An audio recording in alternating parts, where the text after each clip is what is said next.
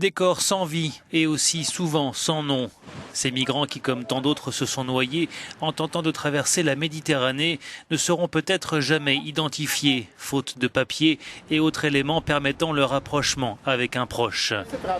En Grèce, les équipes médico-légales traitent des dizaines d'échantillons d'ADN. Mais le manque d'informations et d'échanges de données entre pays reste un obstacle à l'identification.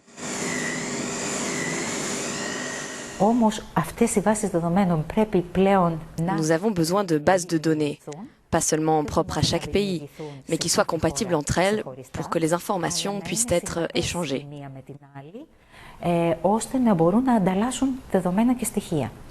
Le corps de ce bébé a été retrouvé à des dizaines de kilomètres du lieu du naufrage de l'embarcation dans laquelle il se trouvait.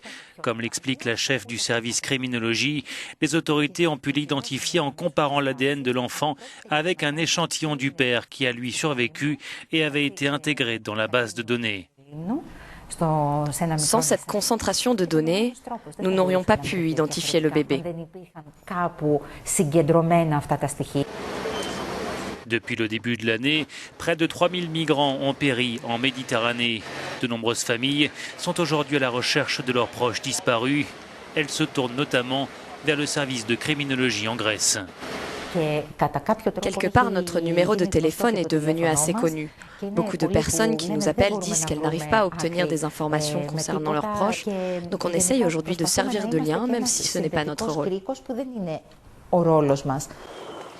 Le drame des victimes, comme le drame de leurs proches, la création d'une base de données pour aider à l'identification contribuerait à apaiser la douleur des familles. Il n'y a pas de frontières dans cette crise. Ces personnes se rendaient quelque part. Leurs familles voudront savoir, comme lorsque nous, les Grecs, avions émigré. Des familles avaient perdu des proches et n'ont jamais su ce qui leur était arrivé. C'est important pour ceux qui restent de savoir ce qu'il s'est passé.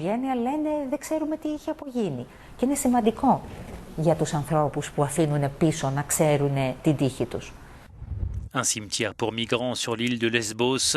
Sur les stèles, souvent, un numéro, la date d'un naufrage ou une estimation d'âge à la place d'un nom.